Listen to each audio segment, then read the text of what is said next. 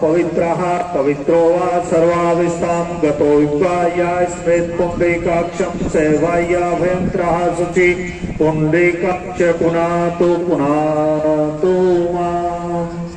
आप तो सब धो के ही आए। ओम केशवाय नमः, ओम नारायणाय नमः, ओम माघवाय नमः, हस्तौ कृष्णालयाः। ओम केशवाय नमः, ओम नारायणाय नमः, ओम माघवाय नमः। बोलिए ओम वक्रतुंड महाकाय सूर्यकोटि समप्रभा निर्विघ्नं कुरु मे देवः सर्वकार्येषु सर्वदा। ओम श्रीमन्महागणाधिपतये नमः। ओम लक्ष्मी नारायणाय नमो नमः। ओम स्थान देवता ग्राम देवता नमो नमः। ओम मातृ पितृ देवाय चरण कमलेभ्यो नमो नमः। ओम श्री सद्गुरु जी देवाय चरण कमलेभ्यो नमो नमः। उनका परिचय करवाना चाहूंगी। संस्थापक श्री राजकुमार महाराज एडवोकेट, मुख्य संस्थापक थे हमारे पूज्य श्री गोस्वामी सुशील जी महाराज, जो आप सबके सामने इस समय मंच पर उपस्थित हैं और दीप प्रज्वलित करवा रहे हैं। संस्थापक श्री सेर सिंह भाटी जी, संरक्षक श्री हरवीर मावी जी, श्री सुशील नागर जी, श्री बालभूषण सतीबो जी, मंच पर उपस्थित श्री धार्मिक जिला कमेटी के सभी हमारे बहुत प्रिय सदस्यगण, पदाधिकारीगण, अध्यक्ष जी आनंद भाटी जी, और मैं सबका नाम लूँ और विशेष रूप से हमारे बीच में आए हैं श्रीमती जी और हमारे पार्टी के आगे श्री रामलीला, श्री धार्मिक रामलीला के नाम से जानी जाती है। इसका धार्मिक रामलीला नाम क्यों रखा गया, विशेष महत्व है।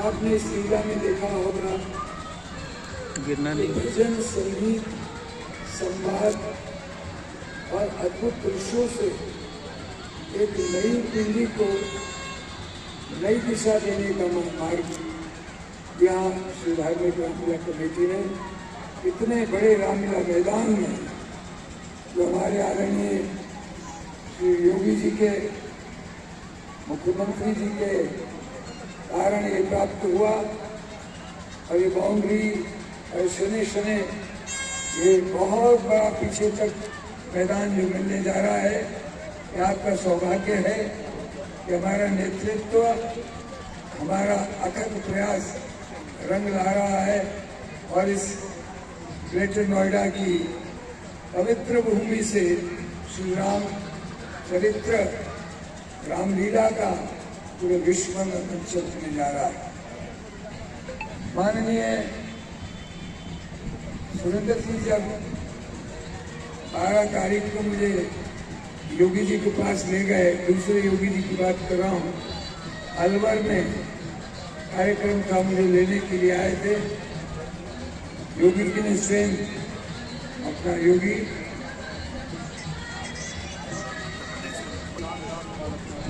चांदनाथ जी के शिष्य संसद सदस्य हैं, उनका गद्दी समारोह, उसमें आदरणीय माननीय श्री मोहन भागवत जी, हमारे यूपी के यशस्वी मुख्यमंत्री नाथ संप्रदाय से, वह भी मौजूद थे।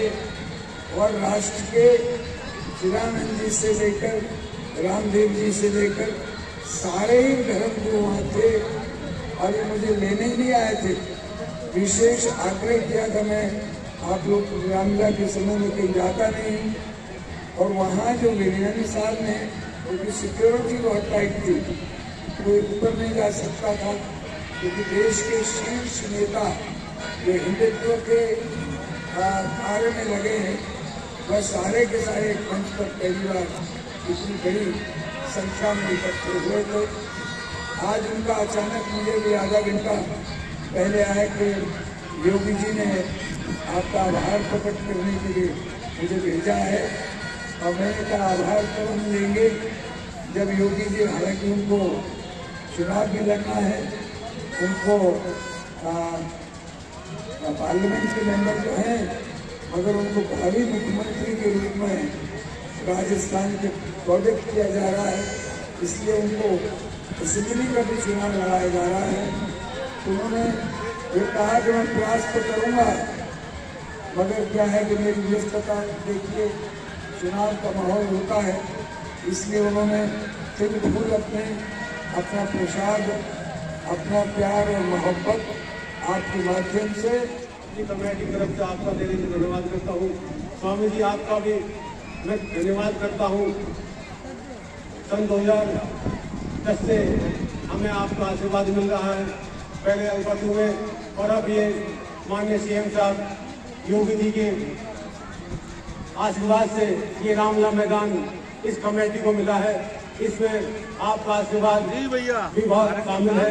मैं आप सबका तहे दिल से धन्यवाद करता हूँ, माननीय मुख्यमंत्री जी का और माननीय स्वामी जी का। अपनी कमेटी की तरफ से आपका धन्यवाद करता हूँ, बहुत बहुत धन्यवाद।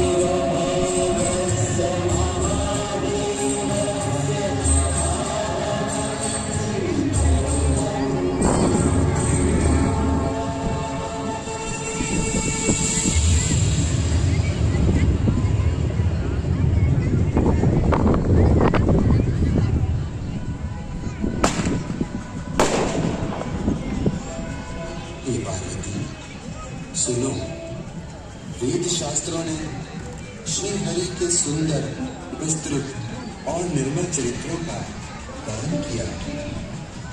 हरि का अवतार जिस कारण से होता है वो कारण बस यही है, ऐसा नहीं कहा जा सकता, क्योंकि श्री हरि के अवतार के अनेकों कारण हो सकते हैं और ऐसे कारण भी हो सकते हैं जिन्हें कोई जान ही नहीं सकता। हरि के मनुष्य जन्म का एक कारण है नारद जी द्वारा उन्हें श्राप, एक जन्म कर कारण देहा, जेहि लगी राम धरि नर देहा, नारद श्राप दीन एक बारा, कल्प एक तेहि लगी अवतारा। नारद जी तो विष्णु और ज्ञानी है, फिर लक्ष्मी नारायण ने ऐसा क्या अपराध किया था? हिमगिरी गुहा एक अति पावनी, वह समीप सुर सही सुहावनी, आज्ञा परम पुनीत सुहावा, एक ही एक गणेश मानव आगे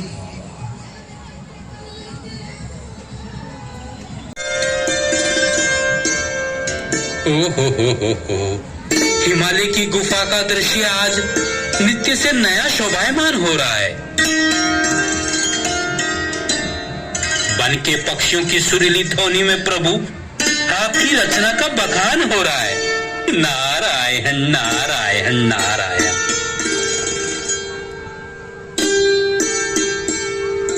तेरी रचना सकल सृष्टि के कण कण से टपकती है। तेरी महिमा हर एक वस्तु के अंतर में छलकती है। यहाँ हर फूल पत्ती में तेरा आकार पाता हूँ। जिधर भी जाता हूँ उस तरफ भंडार पाता हूँ।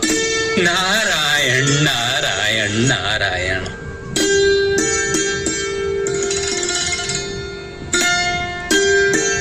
सुंदर समय, मंद सुगंधित वायु, पवित्र जल, एकांत स्थान और वैराग्य का समागम देखकर मन में कुछ भजन करने की प्रेरणा होती है।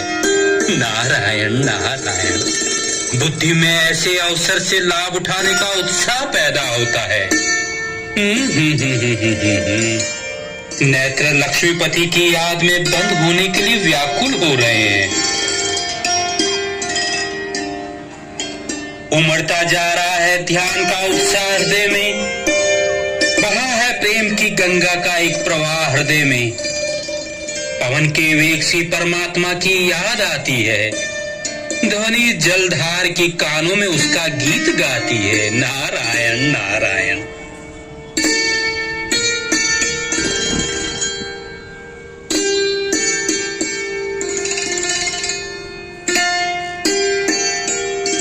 सोच लिया,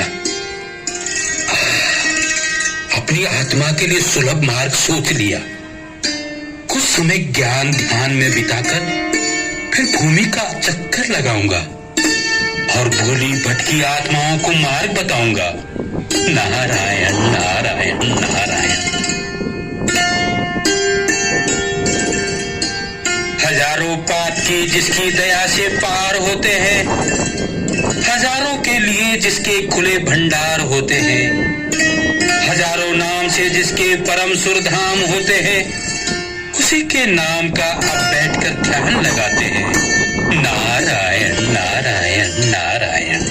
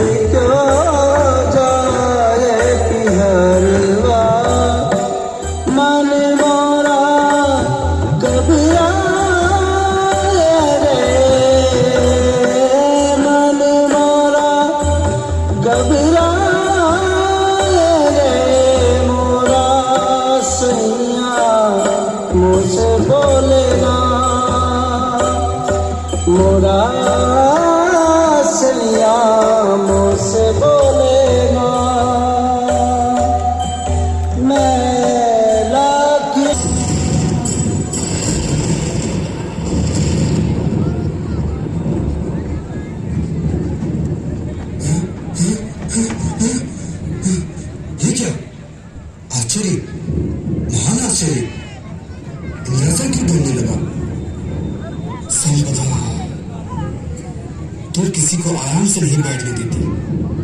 मोह, तेरे होते हुए कोई सुख नहीं पा सकता। लोभ के काले पर्दे, तू न्याय की आंखों को अंधी बना देता।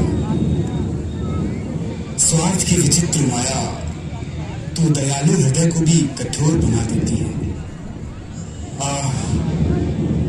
मैं अपनी संपत्ति का स्वामी क्या हो गया? सारे संसार की आपत्तियां अपने ही से ले ली। देवगण, इंद्रासन का डोल जाना मुझे सुख से नहीं बैठने देता। हृदय के विचार आपस में लड़ रहे हैं, आंखों के आगे मानो अंगार जल रहे हैं। निसंदेह देवेंद्र, इंद्रासन का डोल जाना साधारण बात नहीं, किंतु आप देवराज हैं देवराज, आपको धैर्य रखना ही होगा। हाँ इंद्रदेव, आप हमारे राजन हैं, समस्त देवताओं के अधिपति। आपका यूं अधीर होना उचित नहीं। अप्सराओं, तुम रूप की खान और मनुष्य का मन लुभाने में सुजान हो। बस इसी समय हिमगिरी पर चली जाओ और जिस प्रकार भी हो सके भारत का मन दिखाओ। जैसे आज्ञा प्रभु। कामदेव, तुम्हारा पराक्रम तो संसार में विख्यात है। बड़े बड़े देवताओं का मन लुभा देना तुम्हारे लिए साधारण सी बात है। उस समय तुम ही मेरी सहायता करो और हिमगिरी पर जाकर अपनी माया रचो। जैसी आज्ञा महाराज, आप निश्चिंत रहें। मेरी काम दृष्टि से बच पाना सरल कार्य नहीं है। मैं अभी हिमगिरी की ओर प्रस्थान करता हूँ और आपका अभिष्ट सिद्ध करता हूँ।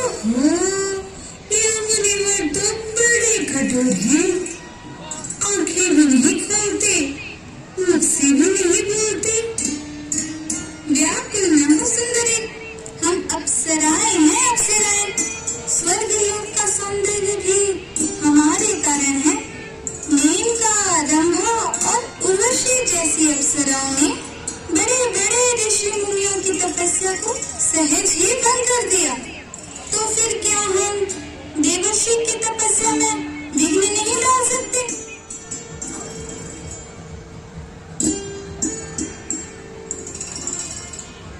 सूर्यपति इंद्र की आज्ञानुसार स्वर्ग की अप्सराएं भी अपना पराक्रम दिखा चुकी, परंतु नारद की समाधि न छोड़ सकी।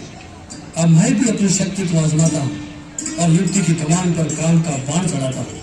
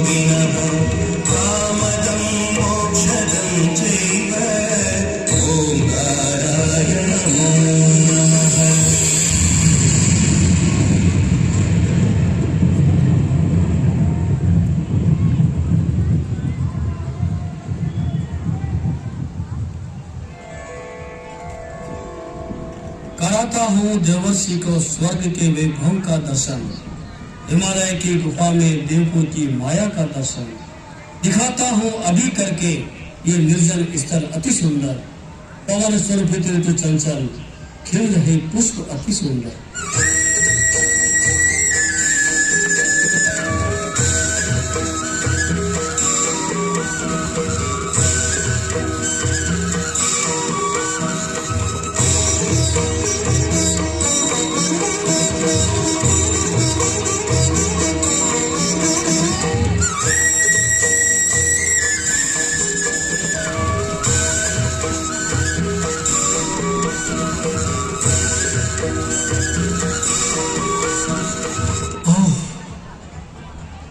स्वर्ग के अफसरों का यौवन और कामदेव का मंत्र भी नारद मुनि के तप को खंडित करके लिए क्षमा मांगी।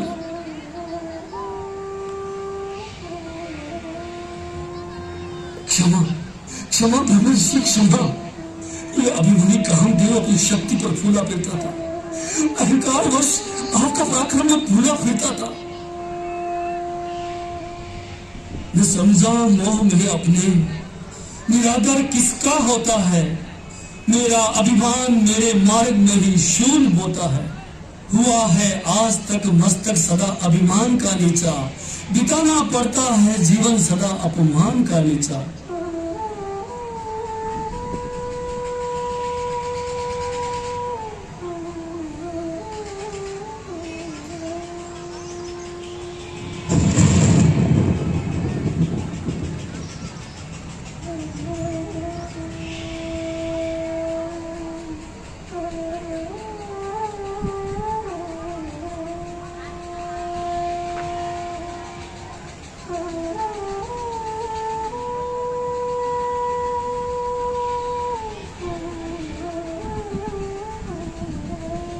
नारायण नारायण।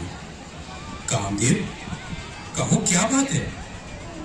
किस अपराध की क्षमा मांग रहे हो? अब तुम्हें किस दोष ने अपमानित किया है?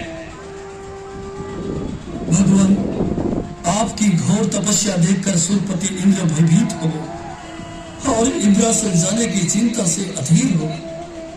तब देवराज ने अप्सराओं को आज्ञा दी कि यदि आपकी समाधि में विघ्न आए तो उनका व्याकुल मन सहन पाए।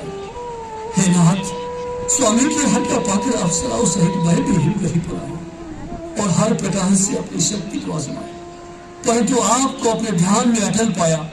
हे नाथ, सेवक से ये अपराध हुआ है, क्षमा कीजिए, क्षमा कीजिए मुझे नाथ, क्षमा कीजिए।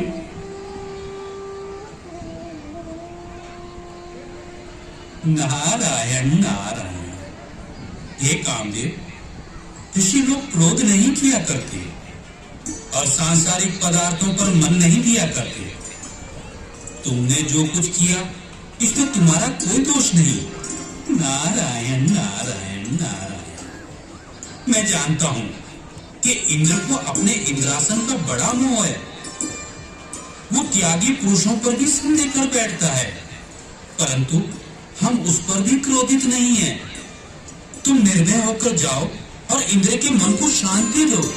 नारायण नारायण नारायण। ध्यान हम करते नहीं हैं संपदा के लिए, है नहीं जीवन हमारा लालसा के लिए। छोड़ दी अभिलाषा सारी, त्याग माया का किया, मुंह मोड़ हर वैभव से जंगल में डेरा किया। नारायण नारायण नारायण। धन्य है देव ऋषि, आप धन्य हैं। आप काम, वासना, मोह, माया सभी से ऊपर है मैं ऋषि। आप धन्य हैं। मुझे क्षमा कर आपने अपनी उदारता का परिचय दिया है। आप धन्य हैं मैं ऋषि, आप धन्य हैं।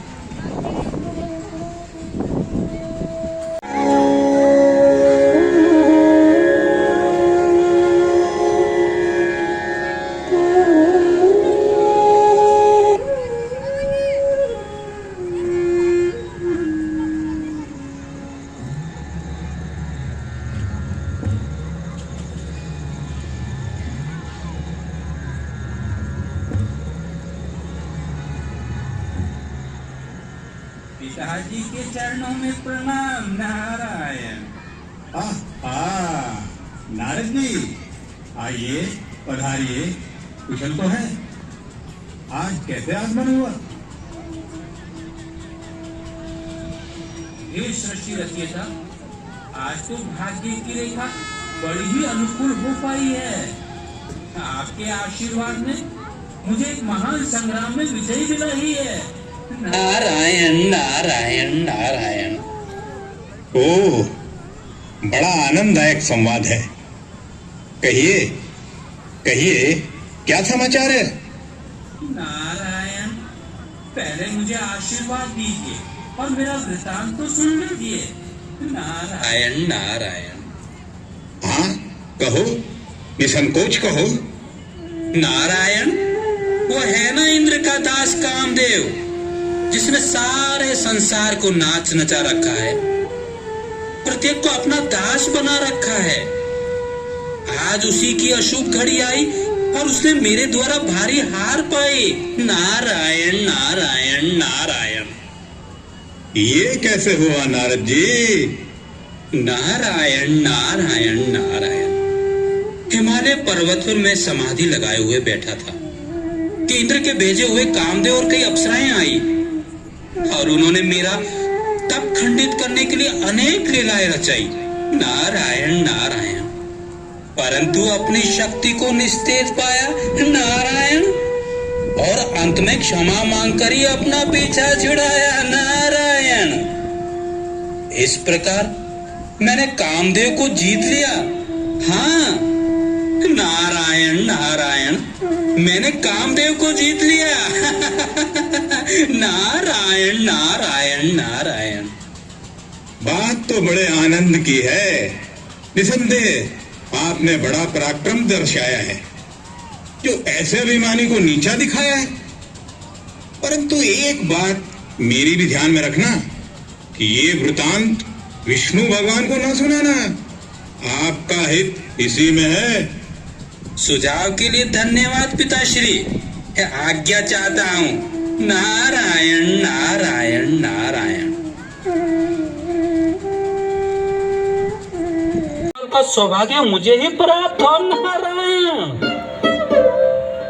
हाँ, याद आया। एक काम करूं, विष्णु भगवान के पास चलूं और हरि का रूप मान लाऊं। हाँ, यह ठीक रहेगा।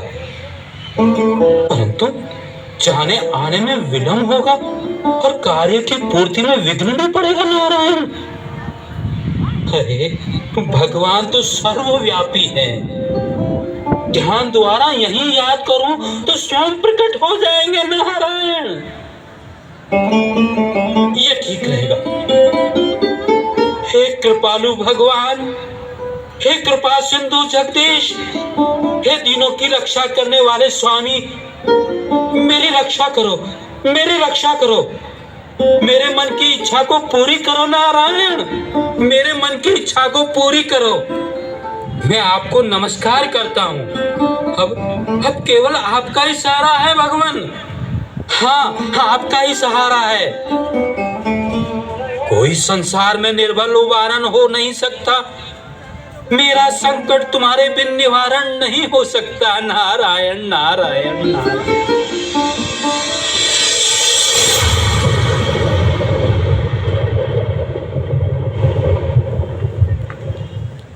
मुनि श्रेष्ठ, ऐसी शीघ्रता में याद करने का कारण? भगवान, आपके पास से चलकर भ्रमण करता हुआ निकला तो मार्ग में एक विशाल नगर पड़ा। नारायण। वहां के राजा की कन्या के शुभ विवाह का समाचार पाकर ये दास भी चला गया। प्रभु, ये दास भी चला गया। उस कन्या के लक्षण देखकर आपके भक्त के मन में विवाह करने की अभिलाषा उत्पन्न हो गई है। नारायण। अतः भगवान, मुझ पर अनुग्रह कीजिए और कुछ समय के लिए हरि का रूप मुझे दे दीजिए। भगवान। मुनिवर, मुझे हर समय आपका हित प्यारा है। मैं हर घड़ी आपके भले की सोचता हूँ। जिस प्रकार वैद्य रोगी को उसके रोग के विरुद्ध मांगने पर भी मीठी दवा नहीं देता, उसी प्रकार मैं भी आपका अहित कदापि न होने दूंगा। जेहि विधि होई ही परम हित, नारद सुनहु तुम्हार। सोई हम करब न आन कछु, बचन न मृषा हमार। प्रस्थान कीजिए देवर्षि, आपको हरि का रूप दिया।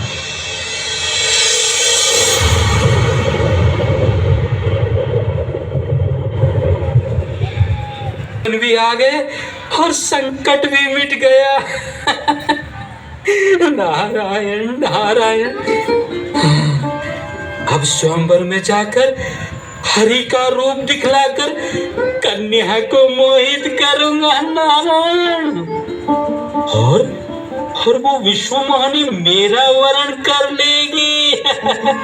नारायण नारायण नारायण।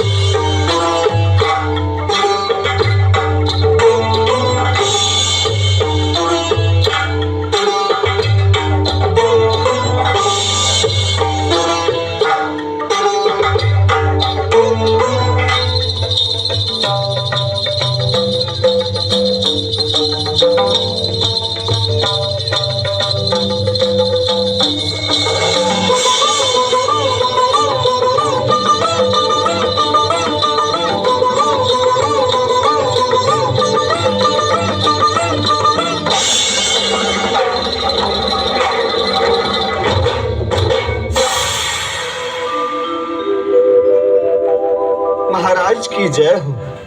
असमय प्रवेश की धृष्टता क्षमा हो।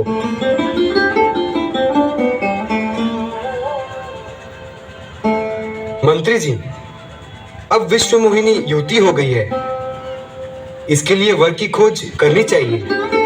हाँ महाराज, मेरा भी ऐसा ही विचार है।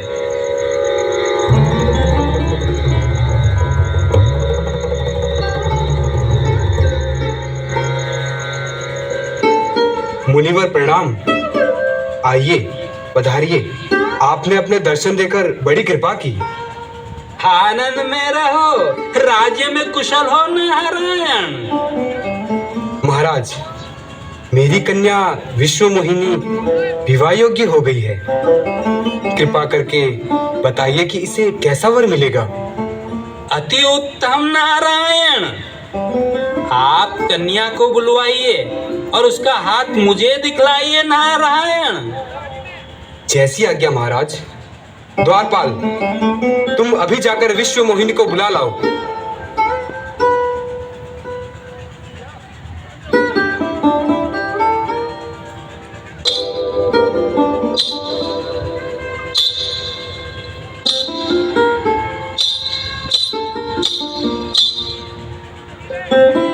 मुनिराज प्रणाम। आयुष्मती भव। लाओ, हमें अपना हाथ दिखलाओ। हो, हस्तरेखा बताती है कि कन्या साक्षात लक्ष्मी है नारायण। निसंदेह निसंदेह स्वर्ग की स्वामिनी बनेगी। तुम्हारी कन्या बड़ी भाग्यशाली है नारायण।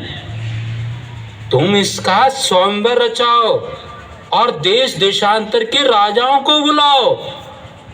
अरे इसको निसंदेह बड़ा श्रेष्ठ वर मिलेगा नारायण। जैसी आज्ञा मुनिवर। प्रणाम गुरुदेव।